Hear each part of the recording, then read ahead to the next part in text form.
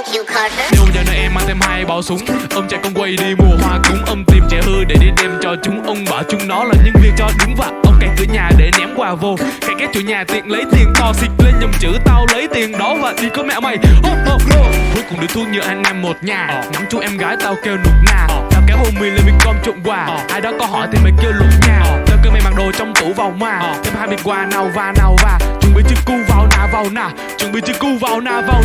Đều nhờ nơi em mang thêm hai bao súng, ông chạy con quay đi mua hoa cúng, ông tìm trẻ hư để đi đem cho chúng, ông bảo chúng nó là nhân viên cho đúng và ông cậy cửa nhà để ném quà vô, cậy các chủ nhà tiện lấy tiền to xịt lên nhầm chữ tao lấy tiền đó và đi có mẹ mày. Thank you, Carter. Đêm Noel hai ướp cùng anh em. Let's go.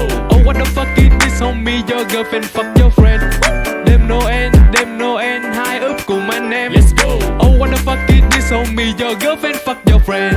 Đều nhờ nơi em mang thêm hai bao súng, ông chạy con quay đi mua hoa cúng, ông tìm trẻ hư để đi đem cho chúng, ông bảo chúng nó là nhân viên cho đúng và ông cậy cửa nhà để ném quà vô, cậy các chủ nhà tiện lấy tiền to xịt lên nhầm chữ tao lấy tiền đó và đi có mẹ mày. Ông nhờ Noel không đi đường ống khói mà phải chạy thằng đỏ mà mời vô. Ông ta có thứ bọn tao không có, hậu quả có thứ của trời cho. Ở chung anh em sẽ lời to, đáng vượt qua kiếp đời khó, đáng vượt qua kiếp đời chó, nhưng tao say téo rồi cùng anh em lên đồ. Thank you, Carter. Nếu nhờ nơi em mang thêm hai bao súng, ông chạy con quay đi mua hoa cúng, ông tìm trẻ hư để đi đem cho chúng, ông bảo chúng nó là nhân viên cho đúng và ông cậy cửa nhà để ném quà vô, cậy các chủ nhà tiện lấy tiền to xịt lên nhầm chữ tao lấy tiền đó và đi có mẹ mày.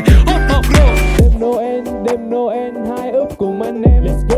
Oh what the fuck is this homie, your girlfriend fuck your friend. Đêm Noel hai ướp cùng anh em. Let's go. Oh what the fuck is this homie, your girlfriend fuck your friend.